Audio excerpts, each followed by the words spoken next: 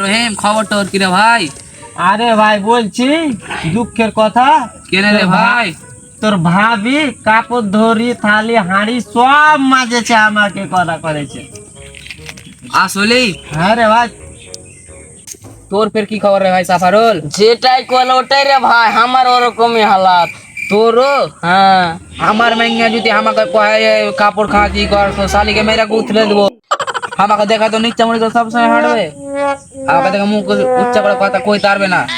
আর তোরা কেমন করে কই? তোরা তোরা মানে মদ্যপ লয়, আমি হলে মেয়েরা উতলে দেবো। আব্বাজি কি হলো রে বাটা? আব্বাজি জলদি বাড়ি যাও, না তো মা কাইটা ফেলে দিবে। কাপড় ধরি তো খাচ্ছিলে না তুমি, হাড়ি বাসন যাও পায়খানাও সাফ করা করাবে। এই সালার বাটা সালা এখনই আসতে পেলে। এই সালার বাটা এই আমার পোল খুললে রে।